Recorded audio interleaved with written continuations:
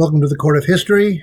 I'm Sean Wilentz with my compadre, fellow conspirator, and longtime friend Sidney Blumenthal. We're going to be here talking about the continuing Epstein story, and particularly the most incredible cover-up that I think I've ever seen. I've seen many a cover-up before, but not one quite so brazen. And, Sidney's just written a wonderful piece in The Guardian. I hope you will all read it. Going through the latest developments, the cover-up and how the cover-up has gone haywire, has gone completely, to hell as far as the Trump administration is concerned. This is damage control from hell. Nixon ran a much better cover-up. He sure did. Yeah. Than Trump is running. Go ahead. Trump, every time the whole point of a cover-up is to keep the scandal hidden. And every time Trump talks about it, he shines a Klieg light on it. He has a reverse effect. He looks like he's a suspect in a, third-degree police interrogation. He's very nervous. No, he's very nervous. But let's, just go back. I mean, it goes back to the fact that during the campaign, they made a lot, with the base in particular, of the importance of the Epstein files, right? There were people like, lots of people were saying, we have to get them out, we have to get them out. And then all of a sudden, that wasn't a good idea, right? And the famous story of Pam Bondi giving out the stuff. I mean, it was all this story. So it all comes from the fact that they've been caught out by their own, hoist by their own petard, as it were, right? Yeah, they are victims of their own conspiracy mongering and for political gain. And when they open the Pandora's box, what comes out is the cover-up of the fact that what they claimed of that Epstein was the Ark of the Covenant of the secrets of the deep state and the Democrats and so on. And in fact, what they're covering up is Trump's relationship with Epstein, of course. All right. So in the piece, you go through this, you bring us up to date with the cover-up. Starting with the Congress, actually, with Mike Johnson actually halting releasing the Congress early in order so that the House wouldn't have to vote on this question of the release. Yeah, never before has the Congress been adjourned, for a sex predator. Yeah, right. Because they don't want to talk about it. The Democrats kept attaching an amendment to open the Epstein files on every bill, and they just shut down. So, and then Trump keeps making excuses. He keeps blaming, Barack Obama. Yes, especially. Hillary and Joe Biden, of course, and it's Russiagate, but Mike Johnson is caught between a rock and a hard place, and the rock is Trump, and the hard place is the Trump base. And others are getting caught up in this too, right? I mean, his own cabinet members are pitted against each other. It's not just Pam Bondi and Tulsi Gabbard are a pair of scorpions in a bottle right now. They clearly hate each other. As they, Bondi is trying to wriggle out of this whole thing, as she has tried to, gratify Trump's every whim, and got herself in this corner. And then Gabbard jumped in with her so-called Russiagate nonsense, which was a series of literal Russian disinformation already disabused by the FBI long ago. This is, blast from the arcane past. So, I mean, she's the most useful idiot that Russia's had since the communists were in power. It's crazy. It to be a useful idiot for the Russians, and she seems intent on proving it. Right.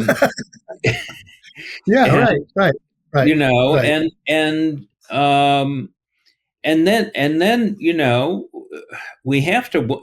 Trump says no. Bondi never told him his name was in the files. Then the Wall Street Journal reports, yes, she did tell him, and that This makes is the us. Wall Street Journal is emerging as one of the momentary heroes of this whole situation, having first done the birthday card, and then say yes, Bonnie did tell him about Well, his name. Trump has wants Murdoch to be deposed quickly because he says Murdoch may die. Right. And he wants to put him on the spot on this. This is not helpful to Trump on several levels. This latest business with Murdoch, he's antagonizing him personally. And secondly, Murdoch is going to show that Trump is a liar, and that the Wall Street Journal was quite correct in reporting the salacious birthday card that Trump created with his drawing of a naked woman and his name at her genitals as her pubic hair on it, because they can produce it if they have to. Otherwise, the lawyers wouldn't have allowed them to print it. So it's. Trump has really trapped himself, and but the Murdoch thing, we don't know where this is going to go and how angry Murdoch's going to get with him. Although we know from Michael Wolff what Murdoch thinks of Trump, which is, I think he used the word asshole was the word he used. So there's no love lost really between the two of them. But meanwhile, go on. Yeah. Well, meanwhile, Trump is Trump's latest heroine in all of this has been none other than Tulsi Gabbard, and you quote him being ecstatic, saying, because of what she's been doing, she's like hotter than everybody. She's the hottest one in the room right now, he said. Then he posted with the Democrats, of course, Russia, it's the same old thing. He's flailing around. This is like Miss Teenage USA for Trump sycophants. And she's winning this beauty pageant over Pam Bondi right now. Yes, exactly. But let's get back. We mentioned Obama, right? Because there was this one thing that I saw on, somebody was out on Truth Social, of an officer, or rather, they're in the Oval Office, Trump and Obama, and Obama gets arrested basically, and they drag him away while Trump is smiling. He's done criminal acts. He's basically called him a traitor. Right? Finally getting Obama. He has called him a traitor, and Gabbard said he was guilty of treasonous acts, which, of course, is a capital crime, should be shot. And then Trump gets all caught up in the presidential immunity decision again, which got him off the hook on January 6th. The Supreme Court gave him his get-out-of-jail-free card. And he says, well, I suppose, Obama has that, too. I guess it's the Supreme Court decision is retroactive to living presidents. Maybe he can try dead ones. But the video was incredible because it was AI generated by Trump's, little fascists in his communications department, where they show Obama forced to his knees in the Oval Office before Trump. Federal agents shackling him in chains, and Trump smiling, and then they're playing YMCA, which is his crazy, rally song, which is a gay anthem. And so Obama's reduced to being a slave.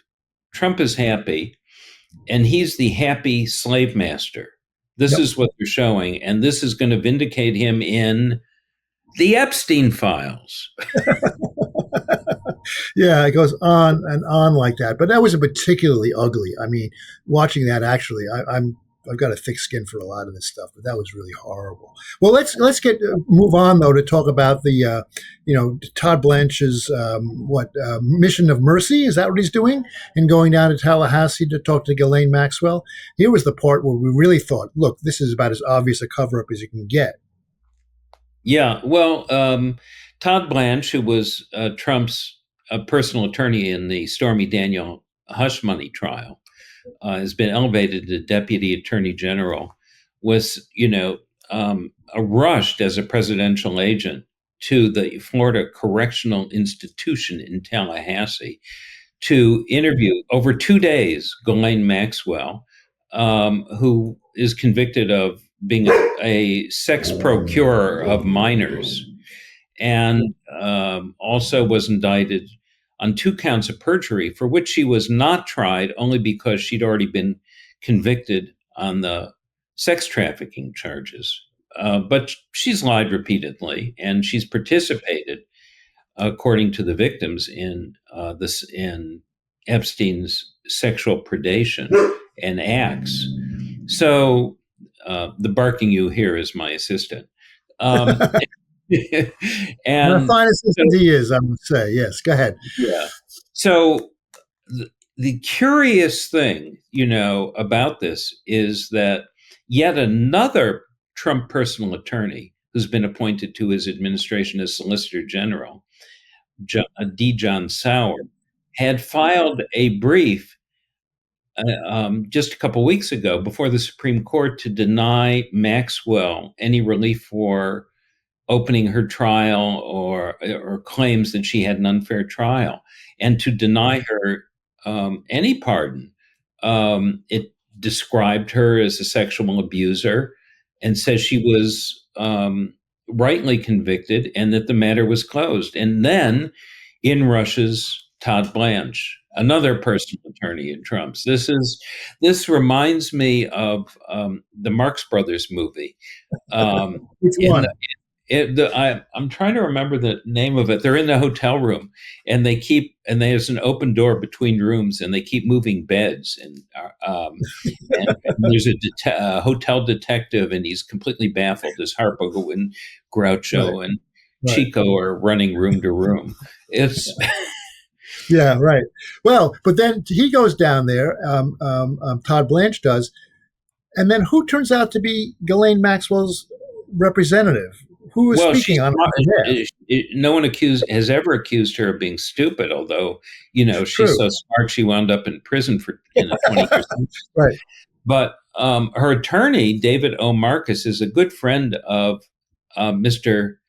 Blanche, and he actually offered Blanche advice in the hush money case and said he should smear Michael Cohen, another Trump personal attorney who had appeared as an unfriendly witness in the Stormy Daniels case. He should call him a gloat, the greatest liar of all time. And then Blanche twice appeared on Marcus's podcast and lavishly praised him as a friend. So these two guys now are sitting there with Ghislaine Maxwell in prison, trying to figure out what to do. And what to have her say, and whether or not she should, is there going to be a pardon? Marcus raised the idea, said she deserves a pardon. Trump says, I could give her a pardon. Exactly. We don't know what Todd Blanche has asked her. It's clearly to exonerate Trump and to possibly incriminate others in order to prove the conspiracy theory. And will she go along with it? She'll have Barack Obama. All the incentives are for a pardon or clemency on her part. As Mr. Marcus has said, quote, we haven't spoken to the president or anybody about a pardon just yet. But added, the president this morning said he had the power to do so. We hope he exercises that power in the right and just way. Right and just, yes. So then Todd Blanche has run back to Washington, and Trump flew off to Scotland. And beforehand, he said in one of his great projections, I'm not focused on conspiracy theories that you are, he said to the press corps. And then he made an incredible statement. Don't talk about Trump. Well, for a malignant narcissist like Trump, he's never said that. But, ever in his life. Right.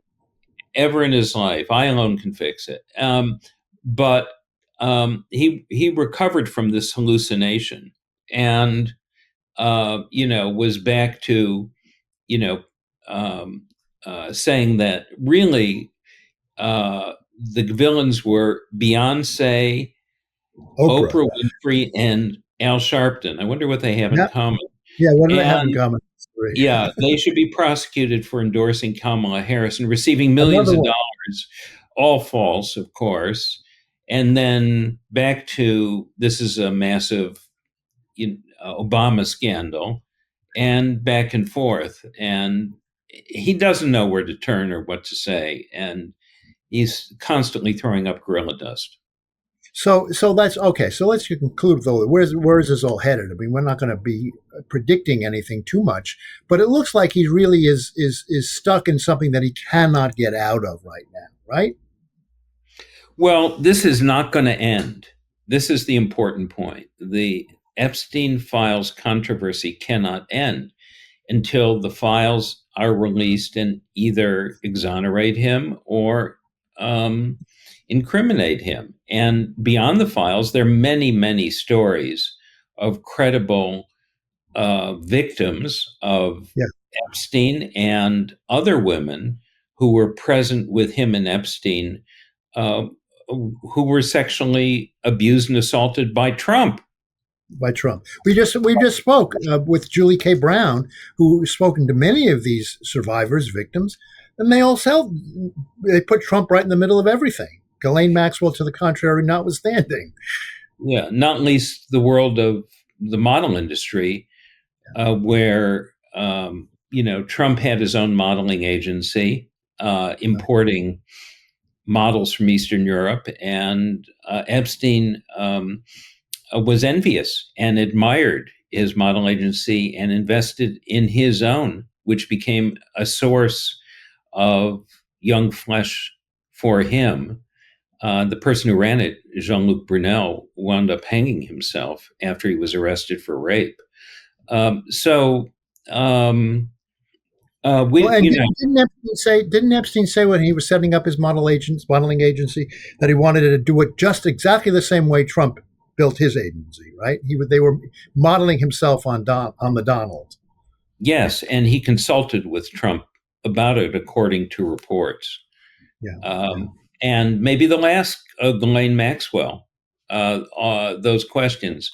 So Senator Dick Durbin, the ranking Democrat on the Senate Judiciary Committee, has sent a letter to the Justice Department asking to know what Blanche asked and what the answers were. In the meantime, the House Republicans say they want to call Ghislaine Maxwell. Be careful what you wish for. And she says she wants immunity and to know all the questions beforehand, before she agrees to appear. So this show goes on. Yeah, it's not going to end anytime soon. To September. So while the Republicans in the Congress have adjourned for August, the Epstein stories still are stirred up, and everybody who watches this should watch the episode of the Court of History with Julie Brown of the Miami Herald, who exposed the entire Epstein scandal, as well as the whole series of Michael Wolff interviews that we did. Get a handle on what's really going on here. Well, yes, absolutely. And, the House of Representatives may have adjourned, but the Court of History will not adjourn. We're going to be on this story all through the summer, all into as far as it goes. We can guarantee you that. All right. But for now, we'll see you soon. For Sidney Blumenthal, myself, Sean Wilentz, we'll see you next time. Can't get your fill of Legal AF? Me neither. That's why we formed the Legal AF Substack. Every time we mention something in a hot take, whether it's a court filing or a oral argument, come over to the Substack. You'll find the court filing and the oral argument there, including a daily roundup that I do called, wait for it, Morning AF. What else? All the other contributors from Legal AF are there as well. We got some new reporting. We got interviews. We got ad-free versions of the podcast and hot takes. Where? Legal AF on Substack. Come over now to free subscribe.